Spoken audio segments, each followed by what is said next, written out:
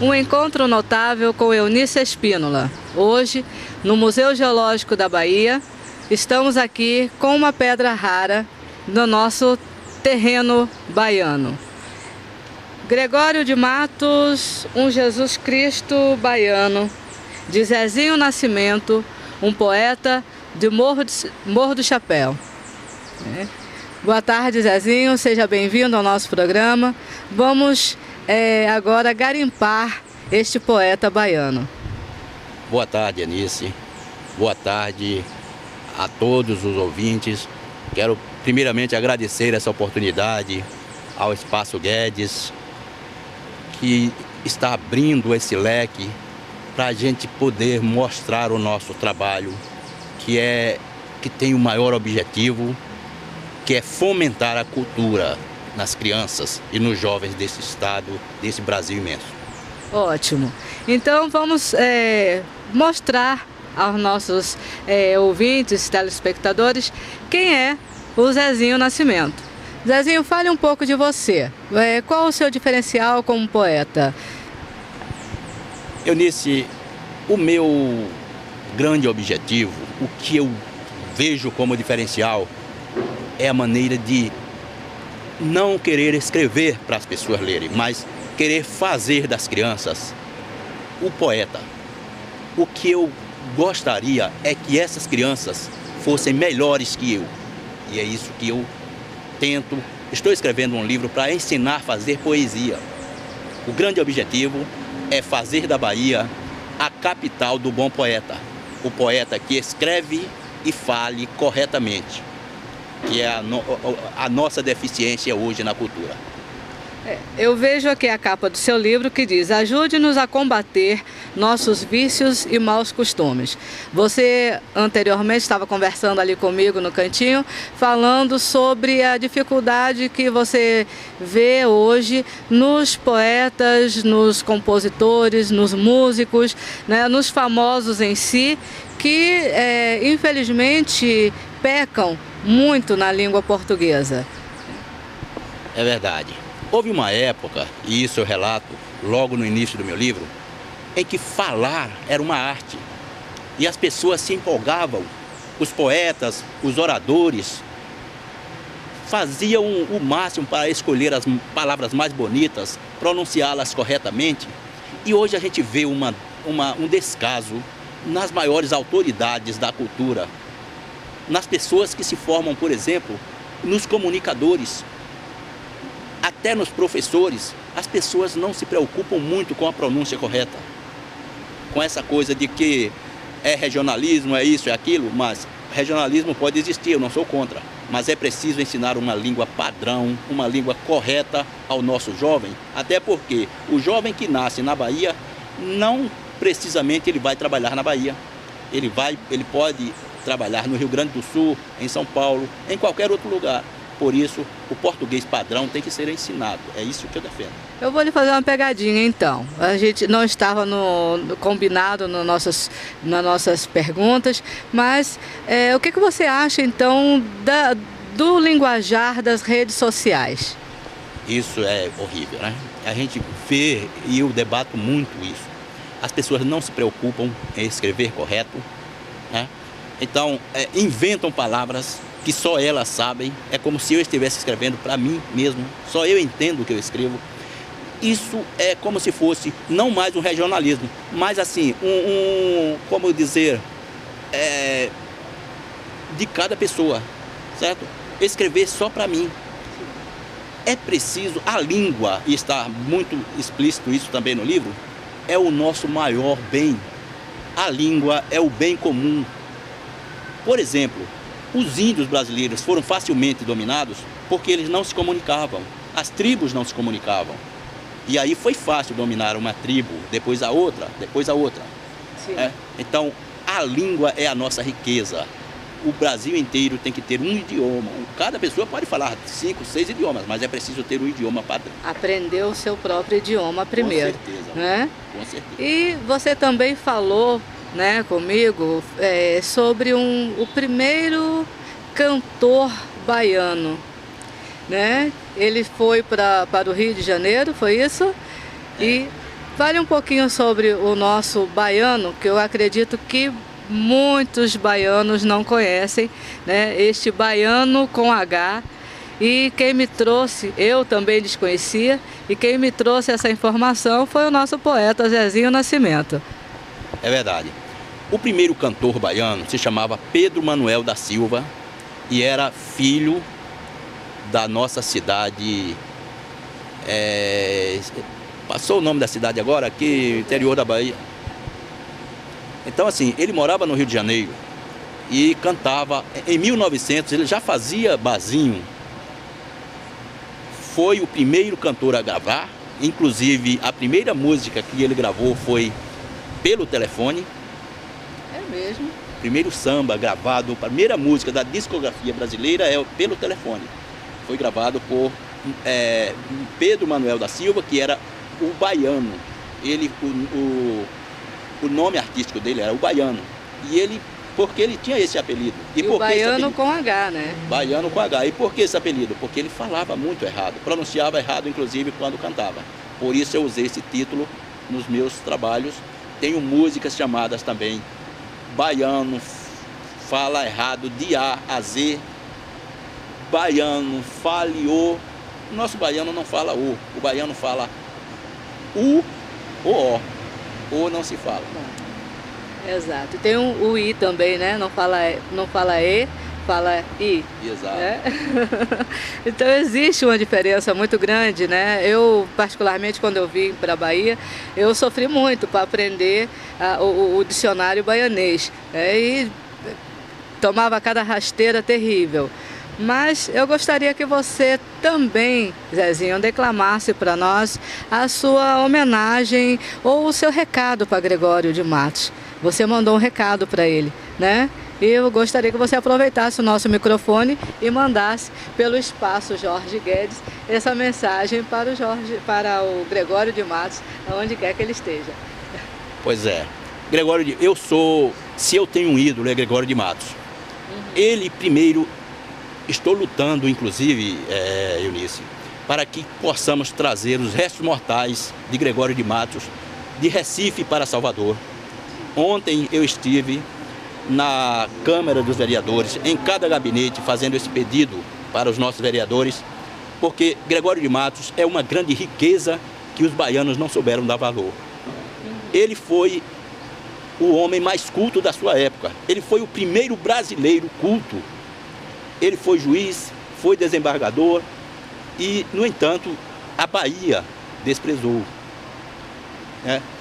Isso até me emociona, porque há muito tempo eu virei fã desse grande artista, desse grande personagem da Bahia, e fiz um poema para ele, intitulado A Gregório de Matos, que diz assim: Oi, Gregório, você viu o que foi que aconteceu com Salvador e o Brasil depois que você morreu?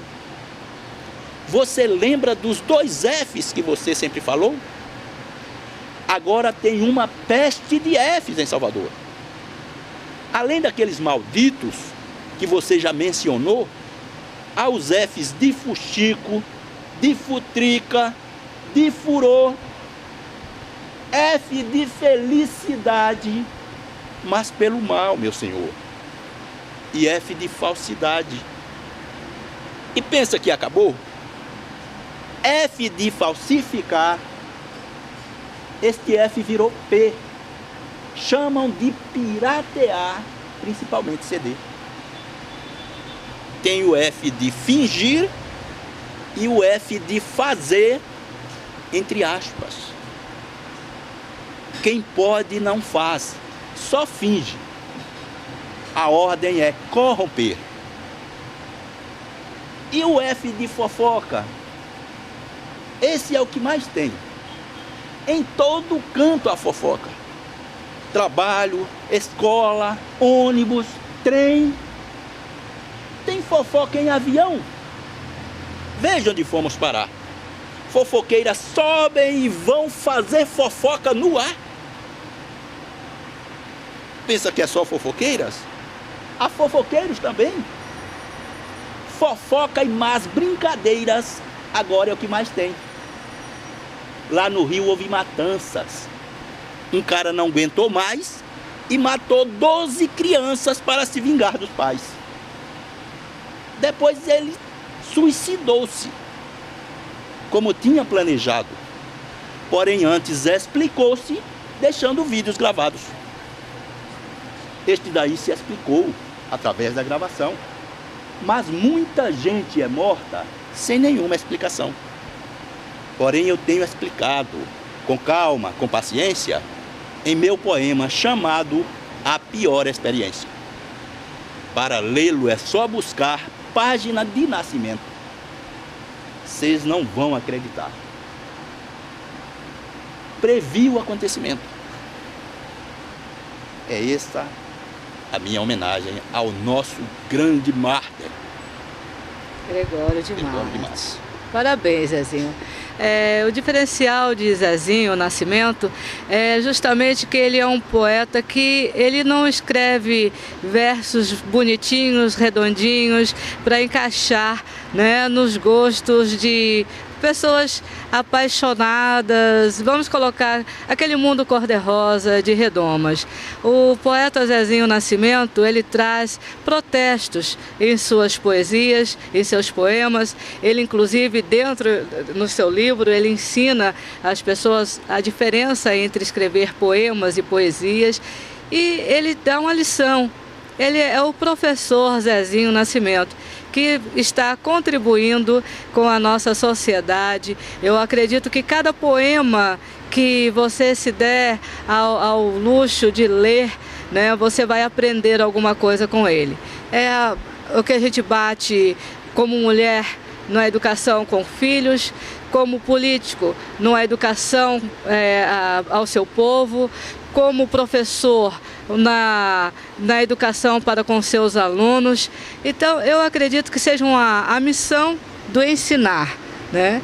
E a preocupação de Zezinho é esta, de levar para o povo conhecimento, cultura, a informação e a famosa educação, né, que a gente tanto cobra hoje, que é um bom dia, uma boa tarde, um obrigada, né, o respeito aos nossos cabelos brancos, né, e o respeito aos nossos jovens também, né, a reciprocidade do respeito, né, Zezinho?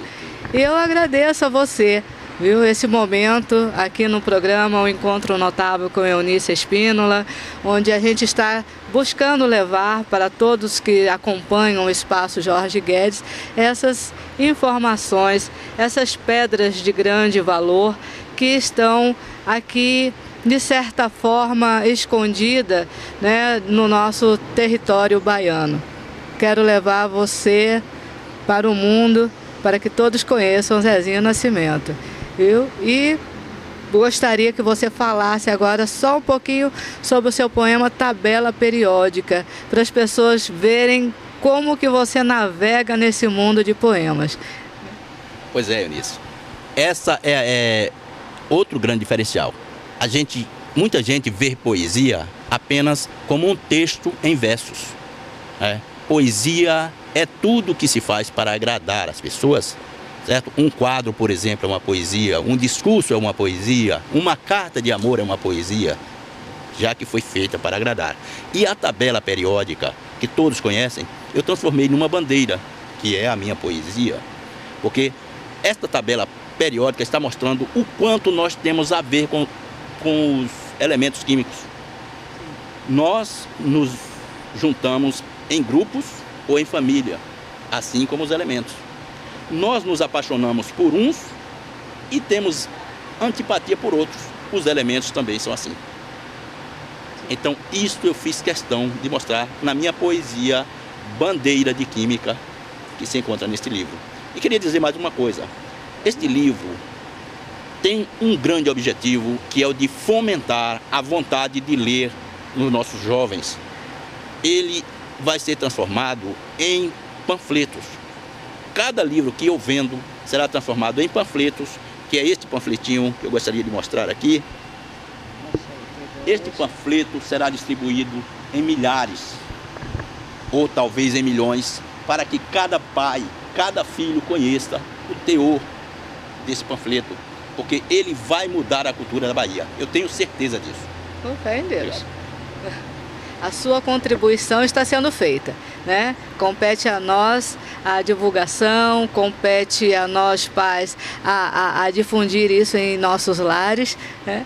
E eu, em nome do povo baiano, em nome do Espaço Jorge Guedes, quero agradecer a sua presença aqui que está enriquecendo o nosso programa, o Encontro Notável com Eunice Espínola, que eu diria um encontro notável com Zezinho Nascimento, hein? Porque é muito bom ter pessoas com conteúdo para a gente apresentar ao mundo. Eunice, eu quero agradecer principalmente a você, porque só pessoas como você é que dão oportunidade a aquelas pessoas que tenham algo a dizer e não sabem como. Nem todo mundo dá. Eu já bati em muitas portas por aí, em muitas emissoras que nem sequer consegui entrar. Já bati em porta de emissoras de TV que não consegui falar com ninguém. E hoje você está me dando essa oportunidade. Eu agradeço muito a você, ao Espaço Guedes, Jorge Guedes, né, que nos dá essa oportunidade, porque há muitas, não que eu me considere nenhuma joia, mas existem muitas joias por aí que não têm essa oportunidade. E a nossa porta está aberta para todas essas pedras preciosas que estão aí espalhadas pela nossa Bahia, pelo nosso Brasil, para que venham ter um encontro notável com Eunice Espínola, para que a gente possa estar mostrando o trabalho de todos vocês. Será um prazer enorme estar divulgando esse material rico para o nosso mundo, viu? Quero agradecer mais uma vez a sua presença, certo? E se eu quiser encontrar Zezinho Nascimento, aonde eu encontro? Você me encontra no Face Zezinho.nascimento.71. É o meu nome no Facebook. Encontra no e-mail nascimento10.000@hotmail.com ou no número, no celular 87474144. Estou à disposição sempre. Prefixo 71, Bahia. Obrigada, Zezinho.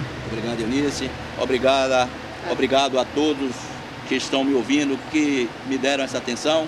E obrigado ao Espaço Jorge Guedes, que nos está dando essa oportunidade. Nós é que agradecemos.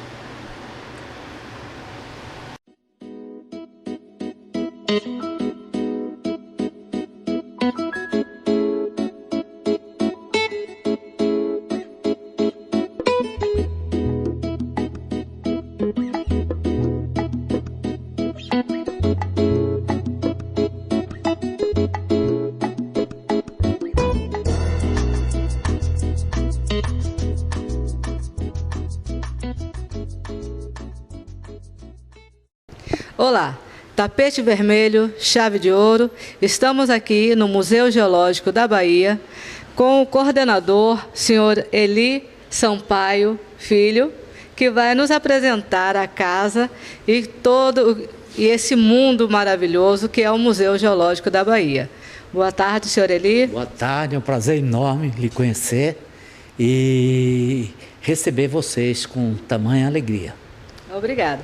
Já estamos no Encontro Notável com Eunice Espínola, onde nós vamos apresentar aos nossos telespectadores, os nossos ouvintes, né, o Museu Geológico. Eu gostaria que o senhor apresentasse a casa para nós. Ok. É um prazer enorme, Eunice. E como eu estava lhe dizendo aqui, é a abertura praticamente do que é a geologia em termos de universo. Então, para que a gente conheça o que existe na Terra, a gente precisa conhecer um pouquinho de como isso tudo foi formado, né? Sim. Então nós fazemos uma introdução aqui exatamente mostrando algumas dessas peças que são do universo que vieram impactar aqui na Terra. Sim. É o caso dos meteoritos. Então, nós temos nessa sala uma apresentação aqui de todos os meteoritos caídos no Brasil, certo? Impactados no Brasil, no território brasileiro, e que desses meteoritos, todos eles são reconhecidos como meteoritos, como material que caiu do espaço na Terra, pela Sociedade Internacional de Meteoritos. Então, o que eu gostaria de dizer a vocês, olhando exatamente esse mapa que está ali à sua frente, são os impactos desses meteoritos que estiveram predominando. Você pode observar que praticamente a costa brasileira toda, nós temos indícios da existência desses impactos, desses meteoritos.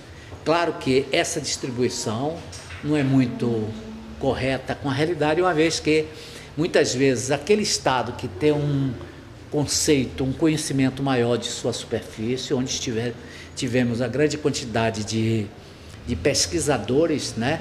Naturalmente que foram encontradas maior número de peças que eram consideradas raras. E levadas essas peças foram analisadas e reconhecidas como meteorito.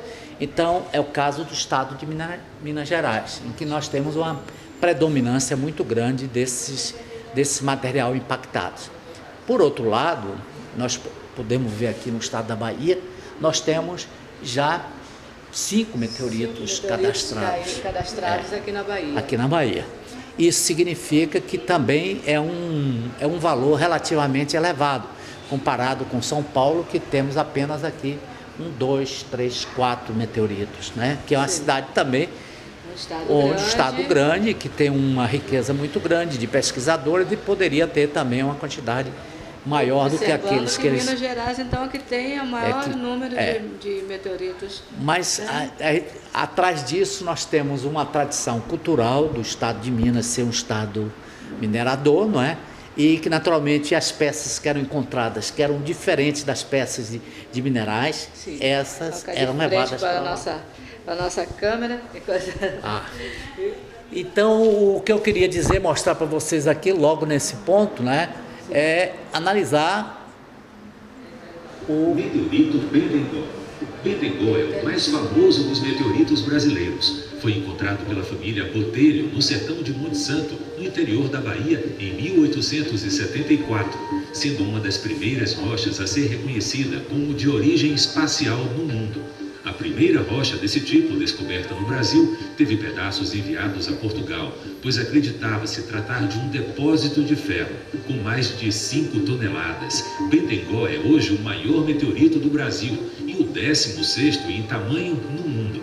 É do raro tipo IC. Fantástico. E que é esse meteorito? Que é a réplica do meteorito. É a réplica. Sim. O original encontra-se no Museu Nacional do Rio de Janeiro. Então, essa é uma réplica que nós confeccionamos, nós fizemos, baseada exatamente na forma que é apresentado lá o próprio meteorito, e tem essas características, né? É um meteorito de ferro, constituído basicamente de 92%, quase 93% de ferro, e a presença de níquel. Então, na superfície do globo terrestre, nós não temos nenhum minério de ferro que ocupe esse percentual. Isso significa que, como nós também admitimos que o núcleo da Terra é constituído de níquel e de ferro, então isso aqui é uma inferência ao que o nosso núcleo seja constituído. Então, se veio do espaço, veio naturalmente de um corpo rochoso em que tinha ele sido desintegrado, e o núcleo dele, que é o núcleo de maior densidade, impactou exatamente aqui na Terra. E isso serve de elementos para a gente comparar, certo? Através da densidade, através da análise química, a admitir que o núcleo da Terra também tenha sido constituído desse mesmo material. Então, a importância dos meteoritos é que ele traz informação, de um modo geral, sobre o universo. Então, é o estudo da composição de cada um dos meteoritos que vai nos dizer mais ou menos o que é que seja a composição da Terra. Então, nós temos 3 tipos de meteoritos. O chamado meteorito ferroso, que é esse, um meteorito de ferro. Sim. Um meteorito de rocha, que é um meteorito composto basicamente de minerais rochosos, e um meteorito híbrido, constituído parte de rocha, parte de ferro. Interessantíssimo. Então, E ali já temos, ali nessa parte de cá, nessa parte de cá, nós temos os verdadeiros pontos de meteoritos que tem no Brasil. Então, aqui já não são réplicas, são porções dos próprios meteoritos que vieram do espaço e que foram, alguns, como você está vendo, já estão cortados, serrados, onde foram feitas lâminas, onde foram analisados quimicamente e definido toda a sua composição. Maravilha. É uma riqueza, né, sem tamanho, que a gente fica encantado com tanta informação no espaço aqui dentro da nossa Salvador, né? Salvador. Que as pessoas têm um espaço aberto, né, para visitação, né, senhor Eli? E, assim, eu quero mostrar para nossos telespectadores todo o espaço para que eles tenham a curiosidade de vir conhecer, né, uma riqueza tão grande que é o Museu Geológico da Bahia. Eu gostaria de dizer o seguinte, que também para nós é interessante, e cada vez que essa curiosidade que está despertada aí no seu ser, é a mesma curiosidade que desperta nos cidadãos que nos visitam. E para nós é uma satisfação muito grande em transmitir parte desse conhecimento àquelas pessoas que aqui chegam, certo? Eu complementando o que eu estava falando de meteoritos, nós temos 2 pedaços de meteoritos, basicamente rochosos, e que a pessoa pode pegar e pode se dizer, você faz favor, toque nele e você vai estar pegando praticamente num material que veio do espaço. Então talvez tenha sido a primeira vez em que você teve a oportunidade de pegar uma pedra que veio do espaço. Então, isso é raro. Que maravilha. Então, registre isso, por favor. Isso, o meu momento, o contato com o meteorito. Esse foi o meteorito Uruaçu. Né? Localizado em Goiás. Né? Esse é de Goiás. A massa dele também, o peso dele, ele é feito de... É um ferro, né? É um ferro. Esse outro foi meteorito Santa Catarina. Santa Catarina. Aqui também ele é ferro, também de ferro, né? De ferro também. Interessantíssimo. Embora esteja bastante oxidado, mas é também o material originário de ferro. Nossa, que emoção. Bom, essa aqui é uma noção, uma imagem da NASA, né? Essa imagem foi obtida através dos espectroradiômetro de imageamento e permite você ter a visão completa da Terra. Certo? Esse naturalmente, esses dados foram coletados durante 16 dias, quando o satélite ambiental operacional geoestacionário GOES da negócio fez essa captação de imagens que redunda no tamanho da Terra. Então, aí nós podemos ver a configuração dos continentes aí africanos, do continente americano, com a parte da América Central ligando, aí todos eles, não é? E com o continente sul-americano aqui. Essa sala é extremamente interativa, a pessoa vai ouvir aqui toda uma sequência, a gente vai ouvir um tempozinho que a gente teria que gastar, não sei se seria possível, mas... Quanto tempo? São 12 minutos, então talvez eu faça uma descrição rápida do que seja. Então nós vamos dar a sequência desde o Big Bang, quando houve a grande explosão, certo? Provocada pelo Vamos viver o Big Bang? A gente poderá viver, as crianças que chegam aqui vivem o Big Bang. Ai, que maravilha. Então, esta sequência, desde o início, que ocorreu há 13,5 bilhões de anos atrás, até os dias atuais. Então, nós temos as primeiras sequências da explosão, depois a sequência das primeiras estrelas que se formam, depois as estrelas menores, depois das estrelas menores, o sistema solar, depois do sistema solar, bom, no sistema solar, basicamente o Sol e a formação de cada um dos planetas. Então, termina você adentrando no sistema Terra, certo? Para as crianças que vêm, para os alunos que vêm para esse momento aqui, deve ser um momento único, né? Onde não precisa ficar lendo, eles vivem esse momento aqui e gravam isso para o resto da vida. Para o resto da vida. E eu diria o seguinte, nós estamos também numa fase de implementar, certo? Através do software, em que cada pessoa poderá fazer depois, simular uma viagem interespacial, visitando os planetas com os quais estão ligados ao nosso sistema solar. Então, desde Mercúrio, Vênus, a própria Terra, onde nós estamos, né? Marte, Júpiter, Saturno, Urano, Netuno. Então, a pessoa pode escolher um desses planetas, simular uma viagem, e nessa viagem ele vai fazer um quiz a respeito do, sei lá, alguma coisa sobre o planeta. Ele vai ter uma descrição sobre o planeta e, em consequência disso, vai se fazer perguntas. Se o aluno responder e responder de forma correta, ele ganha combustível suficiente para viajar, para visitar outro planeta e assim sucessivamente. Se ele não for feliz e não acertar devidamente as perguntas, a ele será explicado toda a sequência do que e por que ele errou, certo? E proporcionando a ele uma nova chance em outra oportunidade que ele vier ao museu, ele poderá escolher esse planeta e ele ser questionado por outras perguntas que não sejam exatamente aquelas que ele fez inicialmente, e essa sequência vai se repetindo até ele conseguir. Se o aluno conseguir fazer todo o enfeixe de toda a viagem interplanetária do sistema solar, ele será agraciado com um título de visitante interplanetário.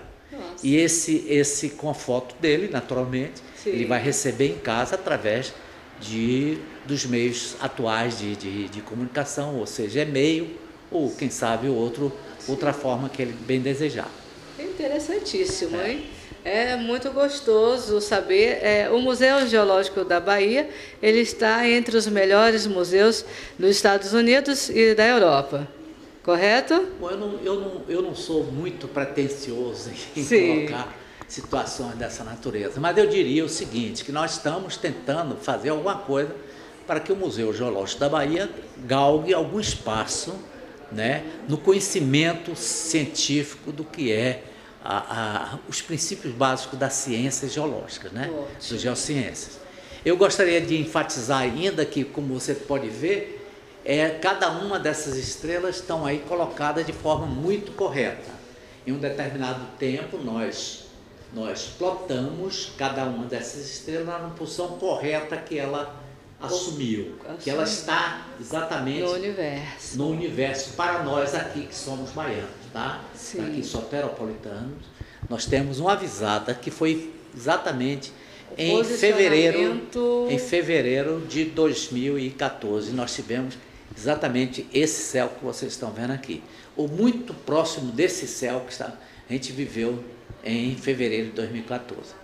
Olha que delícia, estou aqui, né, um encontro notável no universo baiano, no universo aqui, da visão da nossa querida Bahia, né, dentro do Museu Geológico da Bahia, que realmente é enriquecedor saber que nós temos toda essa preocupação em levar a educação, a cultura, né, a ciência aos nossos jovens. Né? O que falta para os nossos jovens estarem lotando aqui, senhor Eli? Não, eu diria que nós temos um programa aqui, é o programa Museu Escola Comunidade. Sim. O programa Museu Escola Comunidade, esse ano nós recebemos cerca de 3.500 alunos, certo?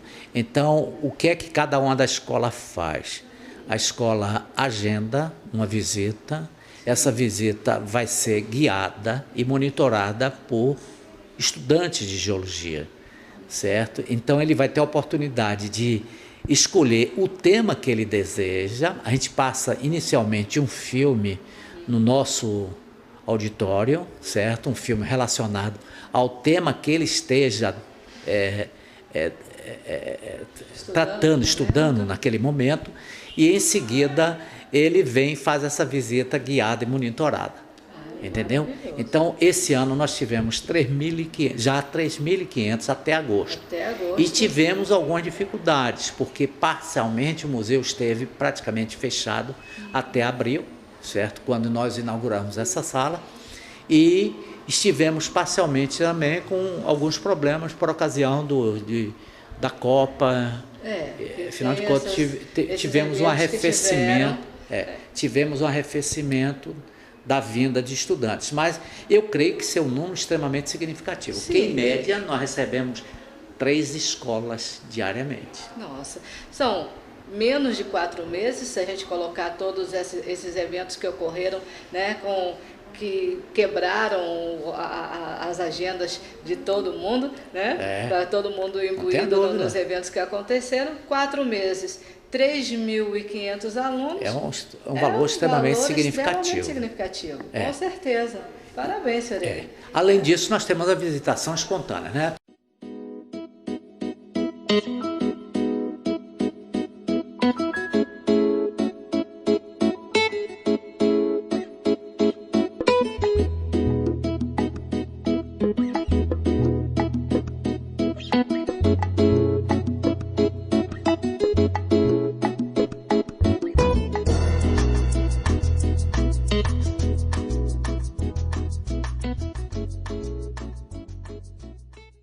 Estamos entrando agora na Sala dos Minerais, né, e onde o senhor Eli continuará nos apresentando a casa, nos apresentando as belezas, as pedras preciosas, semi-preciosas, as riquezas da Bahia. Né? Aqui exatamente são os minerais, né, de um modo geral. Então, se a gente sai do universo para entrar no mineral, aparentemente parece esdrúxulo, mas muito pelo contrário. A agregação de partículas, que vamos chamar de átomos, elas formam os átomos, formam as moléculas. Em seguida, essas moléculas se juntam e formam os minerais. Então, elas que compõem o chamado sistema cristalino. Até os minerais, eles estão agregados, eles se formam em 7 sistemas cristalinos. Então, nessa sala, nós apresentamos exemplos dos sistemas cristalinos, e eu vou só colocar um exemplo aqui, que é exatamente dessa pirita, tá? Que é um cubo perfeito, que é uma substância mineral que é assim que ocorre na natureza. Essa seria a célula inicial de uma pirita. Está representada aqui, como você vê, um cubo perfeito, ou um octaedro, ou um dodecaedro. São formas. Ela é encontrada desta forma? Ela é encontrada dessa forma. Isso não está lapidado, isso não sofreu nenhum tratamento por parte do homem. Tá? Ela existe assim na própria natureza. Assim como nós temos esse caso do sistema isométrico, que pertence a esse mineral, aliás, que pertence a muitos minerais, entre os quais esse mineral aqui de pirita. Nós temos outros sistemas também, que ao longo dessa sala nós apresentamos não só a forma em sistemas, as formas dos agregados cristalinos que ocorrem em decorrência do próprio sistema. Aqui nós já temos a própria pirita com a geminação penetrante entre um cubo com outro cubo. Você veja que ele já toma forma. Como isso é maravilhoso. É da própria natureza. Olha só. Você vê como que o homem, ele realmente copia a natureza, né? Ele não... Nada se faz... O nome desse mineral se chama estaurolita. Deixa eu passar para cá. Estauros significa cruz. E alguém duvida que isso seja uma cruz? Ao natural. Então, a estaurolita é um mineral que ocorre na natureza e tem esse exato nome, exatamente porque parece uma cruz. Ah, ela já é encontrada sempre nesse formato. De preferência De nesse formato. estaurolita. Estaurolita. Bom, e assim sucessivamente. Depois daqui nós temos quartzo. Ó, o quartzo eu conheço. o quartzo, você tem aqui. O talco. Você tem aqui o caso da guetita, que é muito interessante, Guetita. com essa forma, né? Esse hábito de estalagmite, né? Sim. Que é praticamente formado dentro de uma caverna e por pingação, vamos chamar assim, Sim. ele vai formando aquela concentração daquele óxido dentro da solução. Ele vai então cristalizando como se fosse gotículas daquele água de ferro, vamos chamar assim, né? Maravilha. Qual é o nome? É a guetita ali. Guetita. É a guetita. Guetita. Bom, temos outros exemplos aqui também, né? Aqui é uma forma também muito comum, que é a calcita em romboedros. Sim. Né? Você tem os romboedros. Isso aqui, como se vê na própria natureza. Nada disso foi colocado, interferência do homem aqui, para que pudesse ver isso, se constatar essa realidade. No momento que a gente está entrevistando, né, é cruel quando faltam as palavras, que a gente fica encantada com tanta riqueza, né? Mas vejamos, dentro do que a gente vem visualizando, um topázio transparente. Um topázio transparente. Aqui nós queremos destacar a forma. Ele tem uma direção de clivagem principal plana. Parece até que isso aqui foi cortado, lapidado e polido. Sim. Mas não é nada disso. É apenas um plano de clivagem dele. Certo? Interessante. Um plano de clivagem dele. Como eu posso destacar também... Eu vou precisar girar. Alguns minerais. Esse mineral tem um plano de clivagem perfeito, né? Sim. Nós temos aqui a mica, como vocês podem ver aqui, a mica muscovita. Moscovita. Certo? Que ela tem um plano de clivagem basal que forma folhas. Sim. Antigamente se usava muito essas micas como um material não condutor da energia elétrica, e ele era usado nos ferros elétricos de antigamente. Olha, Aquelas isso que estava me plaquinhas. vindo na memória, que eu já vi isso em algum lugar. Olha só. Ele era utilizado Tá com muita vendo? frequência. Ainda é do meu tempo, tá vendo? Tá Porque você vendo? ouviu? Então, como você vê, tem minerais, tem substâncias minerais que são finas, estreitas, muito finas, que elas simplesmente serviam elas não eram não condutoras. Então a gente precisava isolar a resistência do ferro elétrico Sim. do contato com as periferias dele, Exato. para que se evitasse que as pessoas pudessem tomar o choque. Então se usava as placas de micas. Micas. As placas de micas. Bom, a gente tem as micas brancas, que são as muscovitas, que são essas que são utilizadas, e temos também mica preta, é a biotita, que tem um alto conteúdo de ferro e magnésio. Essas eu não a recomendaria para serem utilizadas como isolante térmico ou elétrico, porque o ferro, como a gente sabe, ele é um bom condutor de eletricidade. Então, nesses planos, mesmo que não fosse na superfície dele, mas na periferia dele, ele poderia conduzir algum efeito de eletricidade. Deixa eu só passar. Então, aqui a gente passa pelo brilho dos minerais, né? O brilho dos minerais. Brilho que é o lustro que um determinado mineral representa. Então, você vê minerais como esse, que tem um lustro exultante, você vê alguns minerais como esse aqui, que tem um lustro exultante, como também observa minerais com brilho terroso, que não tem nenhuma característica assim que enriqueça ele, tá? Como a bauxita, né? Como a bauxita. A bauxita é exemplo, que é praticamente um material extremamente argiloso, feio. Exato. Sem... Uma vez eu ganhei uma pedra desta, pequenininha, deixa eu passar para cá para visualizar. É a magnetita. Certo. Eu, na minha ignorância, eu não sabia, e a pessoa que me deu também só me deu pela beleza da pedra. Estou agora reconhecendo aqui a pedra magnetita. Magnetita, ela é realmente muito interessante. Ela tem uma característica principal dela ser atraída fortemente com ímã, certo? Porque ela é uma composição de ferro 2 mais ferro 3, o que dá Fe3O4. E ela tem essa característica, certo?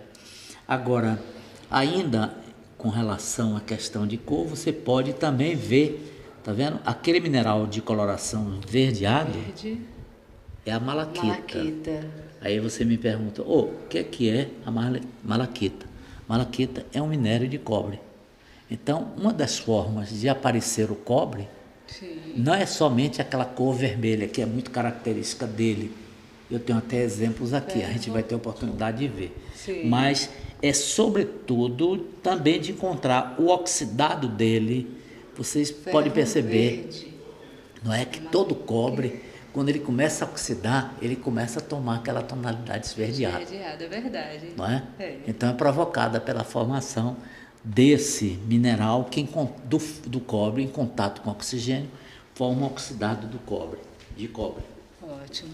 Estou aqui tomando uma aula, né? Vamos aqui, nós fazemos uma classificação química dos minerais, que existem minerais como, por exemplo, minerais que são in natura, são nativos, como é o caso nós temos o cobre também nativo, não somente como aquele que vimos, como você está vendo esse cobre aí em cima, tá? Esse cobre, por sinal, ele é do México. Essa não é muito comum a gente encontrar o cobre nativo, cobre com metal mesmo, aqui no Brasil, pelo menos na Bahia, certo? Nós temos aqui o ouro, você pode ver aqui, pepitas de ouro. Estamos já com pepitas certo? De ouro. Com material bem característico, né? Que você encontra esse ouro, né? E temos também, para caracterizar a questão, então, é um elemento nativo? É. Como o cobre é um elemento nativo? É. Como a grafita, a gente poderia dizer que era um elemento nativo, porque a grafita é formada de carbono. Como o diamante também é formado de carbono. Diamante. Então, a gente tem dois com o mesmo elemento, nós podemos, em condições diferentes de formação, cristalizar, seja a grafita, seja cristalizar um diamante. São extremamente antagônicos nas suas propriedades físicas. Um tem dureza 1, o outro tem dureza maior de todas, que é a 10.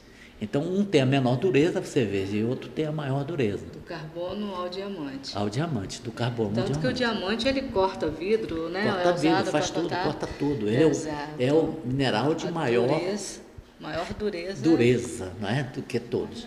E já a grafita é um mineral considerado de menor dureza. Exatamente. Nós temos, inclusive, mostrado aqui, uma escala que a gente chama a escala de Mohs, que é a escala que vai de 1 a 10, com todos os representantes criados, né? A dureza 1 é o representante a grafita, dureza 2, gipsita e assim por diante. 3, calcita, etc, até chegar ao diamante. Então, essa aí foi criada pelo Mohs e que serve de referência a todo geólogo. Então, todo geólogo, uma das características que ele faz para definir o mineral é tirar a dureza dele. É uma das formas de se identificar alguns minerais, entendeu? Maravilha. Bom, e aqui a classificação dos principais minerais que ocorrem na natureza.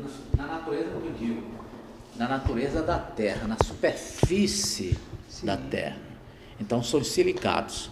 Então, nós temos silicatos em várias formas de cristalização. Tem, como você está vendo aqui, silicatos, os inossilicatos, né? Os ciclosilicatos, os tectosilicatos, ou filosilicatos, os tectosilicatos, que é o quartzo, cadê? Quartzo.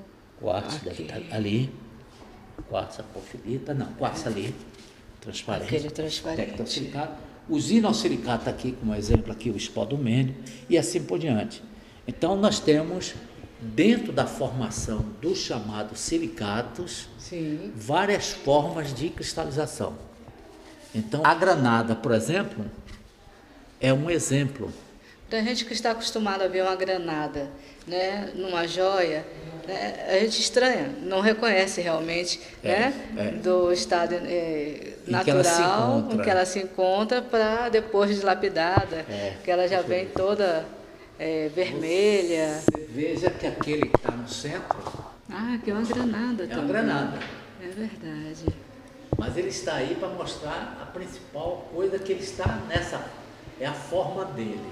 Sim. É exatamente um octaedro perfeito. Vocês vejam que até a formação dele, que não está, a forma está perfeita, como sendo um dodecaedro. Sim. Certo? Sim. Embora ele não esteja com aquela transparência da sua cristalização. Sim. Na sua ainda.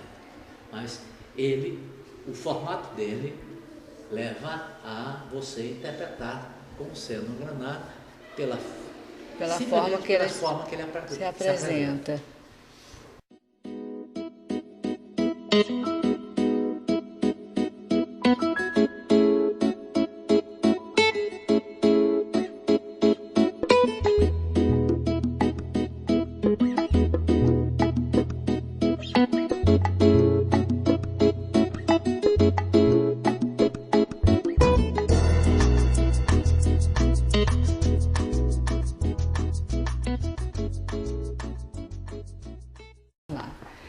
Estamos adentrando agora no espaço do petróleo, né, onde também vamos ter o acompanhamento do senhor Eli para nos dar algumas explicações, né, de como funciona essa sala.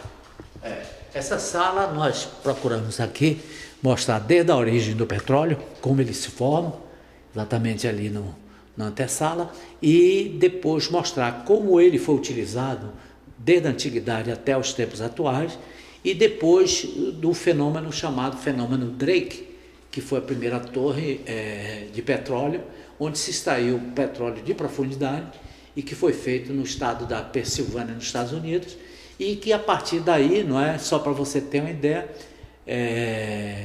logo após esse trabalho resultante dele, né, 5 anos após a sua descoberta, se tinha cerca de 550 companhias americanas no estado da Pensilvânia explorando o petróleo já em profundidade.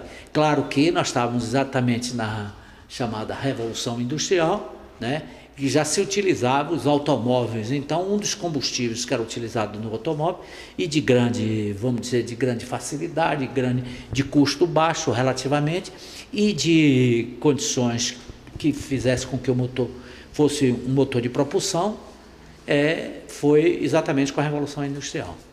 Então, depois a gente trata aqui alguma coisa sobre a descoberta do petróleo no Brasil, como começou, a gente dá a sequência toda. Nesse ato aqui, nós mostramos quais são os elementos de pesquisa que foram e continuam sendo utilizados na pesquisa do petróleo, certo? Hoje, nós temos, além disso aí, nós temos a exploração do petróleo em lâminas d'água, petróleo marítimo, em que o Brasil praticamente é um dos líderes na tecnologia, certo? Hoje nós temos aqui dados de 2003, com o Poço de Roncador, já se perfurava com lâmina d'água de 1.800 metros, certo? Sim. Além de 1.800 metros, ainda tem o que se furava em profundidade, que está aí se especulando, né? 3, 4, 5 mil, etc. metros de profundidade, que permitiria explorar o petróleo do pré-sal, certo? Mostramos também aqui uma parte de como esse petróleo, as formas de transporte que já se utiliza para você ter e armazenar o petróleo e depois distribuir, e damos aqui um enfecho com a tecnologia que é utilizada hoje no refino E os produtos desse refino, hoje praticamente todos os produtos que estão no nosso dia a dia, ou é feito de mineral minério, né? Sim. Ou vem proveniente do petróleo. Então tudo, enfim, esse microfone que está aqui revestido, etc. Tal, ele tem material de petróleo também, ele tem tudo de petróleo. Se você analisar a máquina ali do nosso querido cinegrafista, ele é todo à base ou de material de ferro, minério, ou grande parte feito de produtos de petróleo. Então, tudo que nós estamos utilizando aqui vem de origem daqui do Museu Geológico da Bahia. Bom, aqui chegamos é a aqui, a sala do desejo das mulheres. Onde temos aqui os diamantes da África do Sul, não é isso? As réplicas dos diamantes da África do Sul, as réplicas dos diamantes do Brasil. É claro que eu gostaria até de enfatizar uma coisa interessante. Essas réplicas, evidentemente, não são os diamantes que foram lapidados a partir dos diamantes reais que existiram em cada um desses países. Mas aqui no Brasil nós temos apenas réplica feita em quartzo. Evidentemente que nós não teríamos nem condições de expor, exposto diamantes desses quilates. Esse diamante número 1 é o diamante que chama Estrela do Sul e que está no cetro da coroa da Rainha Elizabeth. Então, para você ter uma ideia. Então, vamos lá para as riquezas. Vamos lá. Temos aqui também interessante, são esses quartos com inclusão, né? E tem umas plantinhas dentro, parece que foram desenhados parece um quadro na realidade, dentro do quartzo. São pedras, na realidade, com inclusão de plantas, né? Na realidade, quando a gente vê nas vitrines, a dedução que os olhos fazem sobre as pedras, né? Os seus desenhos, a gente vai imaginando e realmente informações fantásticas que só o Museu Geológico pode estar nos passando nesse momento. Então, esse setor aqui, nós mostramos as formas de lapidação, utilizada basicamente em algumas peças.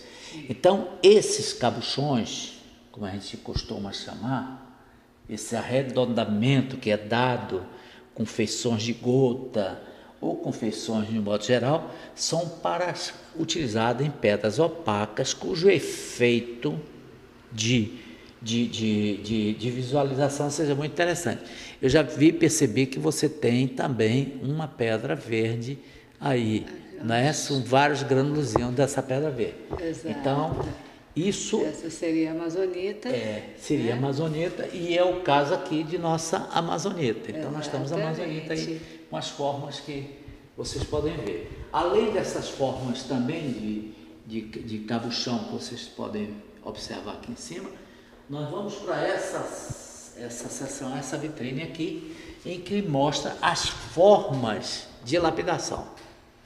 Então, nós temos a forma de lapidação redonda, nós temos forma de lapidação ovalada, nós temos forma de lapidação triangular, retangular, enfim, trapezoidal, facetas com facetas triangulares, enfim, com as inúmeras formas que você costuma ver no comércio, tá? Quando você trata com gemas lapidadas. Essas formas geralmente são aproveitadas em função do tamanho e da forma que o cristal existia, tá? Então, são verdadeiros artistas que conseguiram essas formas de lapidação, a criação dessas formas de lapidação. Algumas são características mais do diamante, outras são mais características das ametistas, outras são mais características do quartzo, enfim, são coisas que mais ou menos levam a esse sentido. Aqui em cima nós mostramos as formas, desde a amostra bruta, passando para a amostra que foi cerrada, depois em seguida para a gema que já foi formada, ou seja, ele já dá uma forma preliminar do que é que vai ser a pedra. E depois ele começa a facetar e dá a forma na parte superior dela, não é? Sim. Na base ele já tinha feito, então, e aí ele conclui com o polimento. Então, você veja aquelas madeirinhas de formato de caneta, na realidade são suportes utilizados para segurar a pedra para fazer a lapidação, correto? Exatamente isso. Eles aderem com uma cola, certo? Essa cola, eles fazem o facetamento e o polimento das partes superiores, depois ele inverte e faz o polimento das partes inferiores. Sempre utilizando esse formato desse instrumento que você chamou muito bem de caneta. E até hoje, até os segmentos mais modernos utilizam esse formato, esse método de lapidação. Embora já existem equipamentos mais modernos que já deixam a pedra regularmente medida, traçada e tudo. Só para terem uma ideia, às vezes um diamante, que é uma pedra muito valiosa, quando ele é grande, se faz um estudo do melhor aproveitamento dele, porque quanto mais... Se você pega um diamante grande e você lapida apenas em uma pedra, você consegue lapidar em uma pedra, essa pedra e esse diamante depois de lapidado, que vai virar um brilhante, ele passa a ter um valor 3 vezes maior do que se você tivesse feito 2 pedras de diamante com a mesma, vamos dizer assim, quilates, o mesmo valor em quilates. Sim. Se transformando em 2 diamantes, ele não vai chegar ao mesmo valor que assumiria se fosse apenas uma pedra só. Uma pedra só. O diamante aqui está na rocha primária, e aqui ele já é um diamante de rocha secundária. Sim. O diamante de rocha primária, ele é encontrado numa rocha chamada de quimberlito, e esse é um quimberlito. Então, dentro dessa rocha original, ela é formada em grande profundidade, certo? 200, 300, 100, 200, 300 quilômetros de profundidade. Nossa, bem profundo. Por quê? Porque ele precisa de uma pressão exagerada para a formação do carbono na forma dele, na forma básica dele, que vai permitir aquela dureza. Então, é desse diamante que vem através de um conduto vulcânico que trouxe até a superfície a rocha primária. No Brasil, nós não conhecíamos nenhum quimberlito que produzisse. Hoje nós temos na Bahia. Temos um quimberlito na Bahia? Na Bahia, é? Exatamente. E que local? E esse que fica no local denominado Nordestina. Nordestina. Que fica no nordeste da Bahia. Certo. Que é uma zona relativamente muito pobre e que, com a chegada do diamante primário lá, certo, vai naturalmente fazer com que, né, ela se enalteça, ela vai se enriquecer com próprias riquezas naturais que ela já dispõe. Então, o que eu queria dizer é o seguinte: antes só se conhecia os diamantes da Bahia, que eram diamantes aluvionários. Hoje já temos esse caso de diamante nordestino. Certo? Então, para vocês terem ideia, isso é uma pedra de diamante natural. Não foi cristalizado, não foi polido, não foi absolutamente nada. Esse exatamente é o diamante natural. Você veja que é o octaedro perfeito. Exato. Aqui, tá? E essa sequência aqui, essa sequência ainda do 1 é diamante bruto também. Você vê que também tem um octaedro, aqui tem um octaedro conjugado com outra forma, certo? Mas são diamantes brutos. Já esse aqui é parte do diamante que já está lapidado, que sofreu uma lapidação. Quando a gente pega um diamante bruto e faz uma lapidação, nós chamamos de brilhante. Tá. O nome brilhante vem decorrente de que os caras que trabalharam aquele diamante conseguiu, pelo sistema de reflexão da luz, fazer com que ele torne-se mais brilhante do que o próprio diamante. Interessante. Okay? A diferença, então, do diamante, do brilhante, que as mulheres sempre querem saber, né? O que valoriza mais? Eu chamar a minha pedra de brilhante ou chamar de diamante? Então, o brilhante é mais importante do que o diamante. Claro que se você disser que é um brilhante, existem falsos brilhantes. Ah, sim. Então, se você diz que seu brilhante é de um diamante, é o verdadeiro brilhante. É o verdadeiro brilhante. Nós, na Bahia, nós temos duas grandes áreas de mina, né? Socotó, em Carnaíba, e Campo Formoso. São os dois locais onde existe produção de esmeralda. A esmeralda da Bahia foi considerada no Brasil como a principal, a de maior qualidade. Hoje nós temos a de Goiás, sim, certo? E nós temos também um diamante da Colômbia, a esmeralda da Colômbia, que também é muito boa.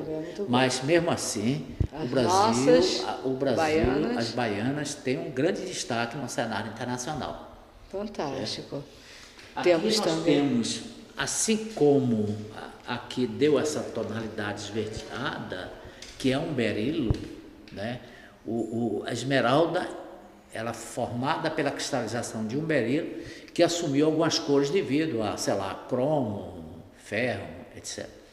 E aqui é de um berilo com água marinha, que é outra pedra extremamente valiosa também. Sim, certo? A água marinha. Essa água marinha é do sul da Bahia. Nossas riquezas também. Do sul da Bahia. Esse aqui é o berilo propriamente dito, é o mesmo berilo que dá a água marinha, é o mesmo berilo que dá a esmeralda. Só que esse berilo é um berilo bruto e não estaria em condições de ser chamado de uma gema ainda, porque não tem aquela translucidez, não existe aquela coloração firme, que não tem aquela cor que seja bonita, etc. Mas você veja que às vezes até de um berilo simples, nós podemos ter pedras bonitas, como o berilo lapidado aqui branco, incolor.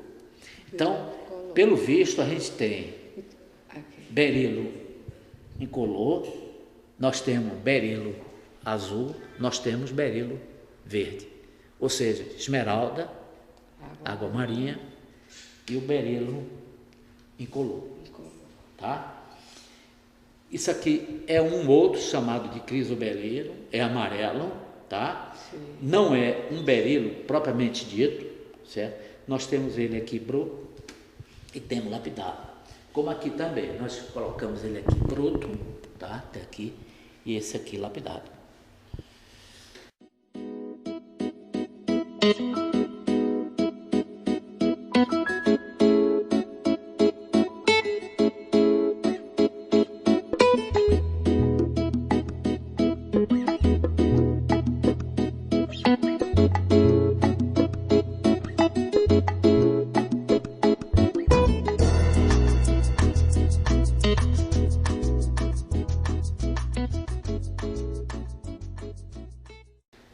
Bom, outra pedra de destaque no cenário da Bahia é o topázio. Topázio imperial? O topázio imperial, por exemplo, tem uma especificidade muito grande, porque a coloração dele é quase que ímpar. Eu só conheço de topázio imperial, de maior referência, que eu conheço, somente na Bahia. Deve ter outros lugares com topázio imperial. Mas esse topázio imperial, que é produzido no estado da Bahia e no norte de Minas, é ímpar. Não existe outro que esteja. Estou vendo aqui o topázio azul também, né? Existe também o topázio azul, que é mais comum, que é também tão bonito quanto. Sim. Né? A gente só para quem sabe entende a diferença da água marinha do topázio azul para a água marinha, poucas pessoas vão saber. Confunde. Certo? É verdade. E são pedras belíssimas, né? Realmente. Se a gente for analisar bem, o topázio seria, teoricamente, mais valioso do que a água marinha. Teoricamente. Se você tiver os dois tão bonitos quanto, translúcido, transparente, com todas as qualidades, entre um topázio e uma água marinha, eu preferia o topázio, porque o topázio tem uma dureza perto do diamante. O topázio tem uma dureza 9. Então, comparado com água marinha, que tem dureza 8, então significa que eu com o topázio, eu risco a água marinha, mas a água marinha não risca o topázio.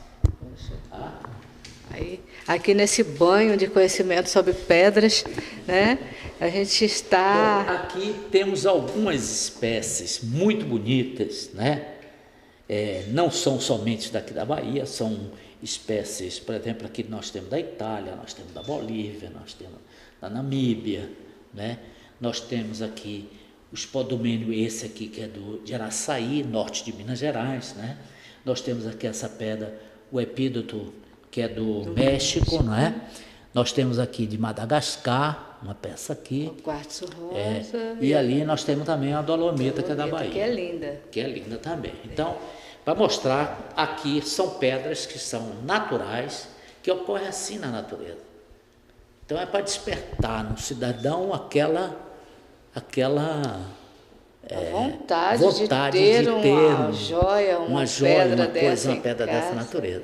Eu vou fazer só um intervalozinho para mostrar a vocês que o mapa, nós apresentamos aqui no museu também um mapa gemológico da Bahia, com todas as ocorrências de gemas encontradas no estado.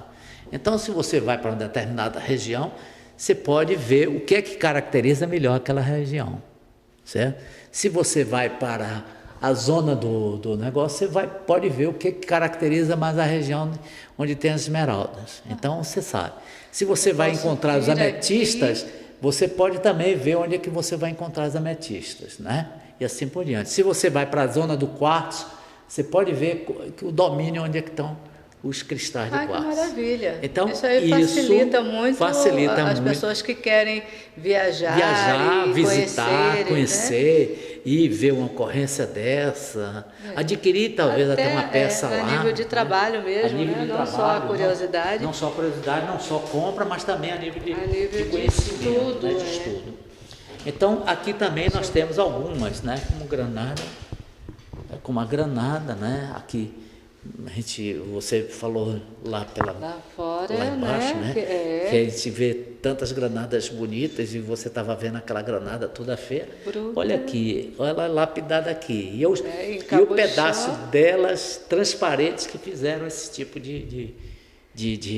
né? Que a lapidação, na realidade, ela é trabalhada para introduzir a luz na pedra, não é isso? Não necessariamente. Você só pode ter a luz se ela já for transparente. Ela deixa a passagem da luz. Claro que, na medida que você lapida, você aproveita alguns planos de reflexão da lapidação para manter a luz lá dentro. Ótimo. Então, é como se fosse uma série de espelhos que estão ali naturais, são espelhos naturais da própria pedra, que faz com que ela reflita internamente, para poder a luz ter aquela grande reflexão. Isso é que é interessante. Aqui a questão da andaluzita também, que é outro mineral que nós encontramos também aqui na Bahia. Aqui na Bahia. Bom, a turmalina, que é a característica dela, que a turmalina, ela tem turmalina verde, tem turmalina rosa, tem turmalina de tudo quanto é cor.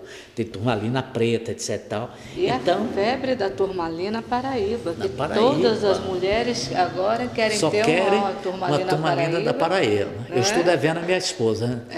Estou devendo a turmalina da Paraíba. Depois eu vou dar o endereço de onde você vai encontrar a turmalina Paraíba. É verdade.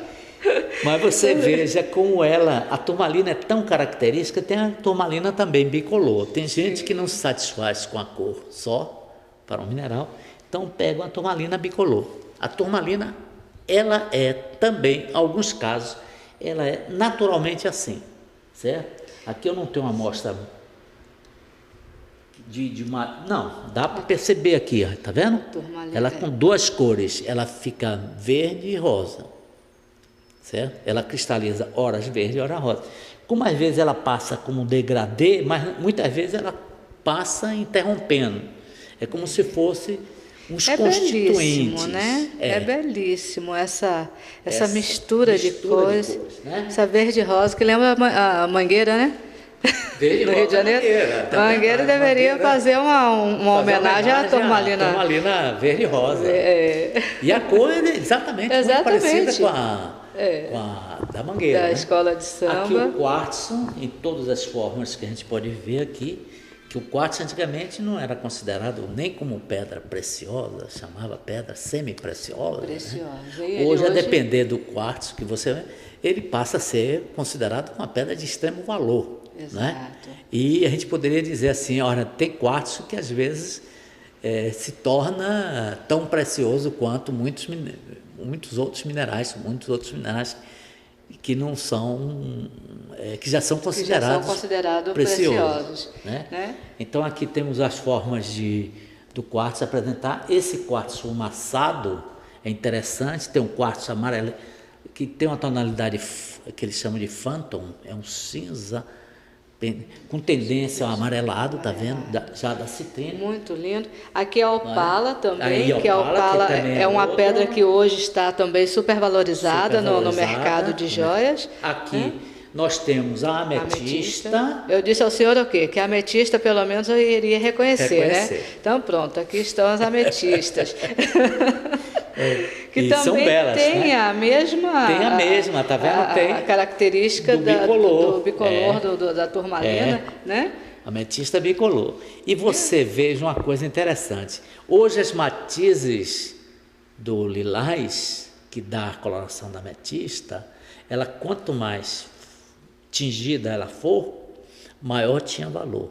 Sim. Mas hoje está abrindo-se um mercado de pessoas que não gostam daquela cor muito forte, sim, de apreciar, talvez até mais, a ametista mais clara. Então, nós temos desde nuances quase que incolores. E no valor comercial, ela tem o mesmo valor? Porque dizem que quanto mais escura, mais valiosa. Mais valiosa, não tenha dúvida. Isso é um princípio, certo, tá? Mas em determinadas joias, você pode botar uma ametista, que se você for botar uma ametista muito escura, ela pode não valer tanto. Sim. Depende de a escolha se adequar exatamente aquilo que você deseja, ao design da pessoa. Joia. Né? Aqui nós temos o citrino, que é uma variedade também do quartzo. Você veja que nós estamos dali até cá só em quartzo, né? Exato. Mostramos a ametista, mostramos o quartzo fumaçado e agora a citrino. A pedra do dinheiro. A pedra do dinheiro. Não é? Todo mundo diz, né? Usa o citrino, que o citrino atrai dinheiro, atrai riqueza. Então pronto. Bom, agora aqui antes de eu mostrar algumas coisas, eu gostaria de dizer, certa feita eu tive aqui com uma pessoa conhecida, muito amiga, que a gente tem aqui, tá vendo? 4 formas de carbono. Sim. Então, aí a pessoa me respondeu, um médico me respondeu, ora, o carvão natural, o carvão mineral, o carvão vegetal queimado é uma forma de carbono. Sim. Se você fizer uma análise química aqui, dá carbono puro. Você vai para grafite, que é um mineral, isso aqui é amorfo, né? Certo. Substância amorfa. Esse aqui é uma substância mineral formada pela cristalização. Se você fizer análise química, dá carbono. Certo. A dureza dele, como ele disse lá embaixo, é 1. Enquanto que esse é carbono, mas cristalizado sob alta pressão e vai formar, portanto, o diamante. Então, vemos carvão. O carvão vegetal, a grafita, o diamante. Só falta o quarto. Sim. Nós estamos aqui. Nós? Somos feitos de quê? A pele nossa é carbono e água. Os nossos ossos são feitos de quê?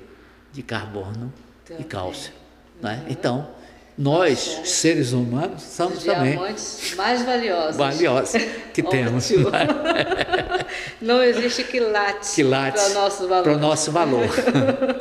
Que maravilha! Né? Um momento assim de muito conhecimento, de muita informação, e espero que os nossos ouvintes, que você que está nos acompanhando, esteja desfrutando, tá? E se puder, grave até esse programa, ou então assista os reprises todos no nosso espaço Jorge Guedes, porque é um momento único, realmente um encontro notável, né, com o senhor Eli Sampaio Filho, coordenador do Museu Geológico da Bahia, e que está nos enriquecendo, né, com tantas informações, num espaço, nesse museu realmente fantástico, de vocês virem conhecer, virem visitar, virem com calma, porque são tantas informações que vocês precisam passar aqui, eu acho que um dia passeando, né, por essas salas, por esses corredores, e apreciar realmente cada detalhe, cada informação da riqueza que existe na nossa terra, na nossa Bahia e no mundo. Exatamente, né? Porque temos pedras aqui de outros estados, outros países. Temos também. E temos aqui, na realidade, nós temos do fundo da terra até o universo para vocês visitarem. Tem mais Não, salas? Eu queria primeiro agradecer a sua visita aqui, que realmente nos dá essa oportunidade de a gente se dirigir a esse público que lhe assiste, que lhe é extremamente cativo, a convidá-lo a comparecer aqui ao museu para uma visita descontraída, uma visita que ele possa apreciar o que ele quer apreciar, certo? E degustar o que ele quiser degustar aqui, vendo através do olhar ou sentindo através dos dedos, das sensações, ou quem sabe, né? Vindo aqui para passear, para ver, para se enriquecer. Eu, finalizando, eu gostaria de prestar aqui nesse momento uma homenagem ao velho Vadinho. O seu Vadinho, o avô dele foi garimpeiro de diamantes na Bahia. Ele viveu praticamente no século... O avô dele deve ter vivido no final do século retrasado, e o pai dele também foi garimpeiro, e ele morreu há pouco tempo. Em 2006, né, eu fiz essa foto, ele estava com mais de 90 anos, e 90 anos ele continuava em atividade. Garimpando e tirando diamante de lá da região dele, que é a região de Mucugê, que foi a origem e marcação do primeiro diamante colhido no estado da Bahia. Após Minas Gerais, nós tivemos esse celeiro aqui da Chapada Diamantina, que teve início exatamente pelos ascendentes de seu Vadinho, né? Maravilha. Então, um encontro notável com Eunice Espínola também reverencia ao senhor Vadinho, né, por enriquecer o nosso estado, o nosso país e o mundo, né, com tantas pedras garimpadas por ele, por tantos desenvolvimento desse trabalho, pelas suas gerações, né, que provavelmente acompanharam nesse trabalho maravilhoso de garimpo. E é o que nós estamos fazendo aqui hoje, garimpando para vocês essas informações que vocês estão tendo o conforto de acompanhar em sua casa. Mas nada melhor do que estar aqui, dentro desse espaço, desse Museu Geológico da Bahia, ao lado do senhor Eli, desfrutando dessa aula de hoje, hein? Eu quero sair daqui com um diploma de tanta... Só não posso passar a prova, viu, gente? Porque se tiver uma prova, daqui a pouco eu ainda vou repetir. Média 7, senhor Eli. Não, você está muito boa, você conhece muito. Você sabe onde é que...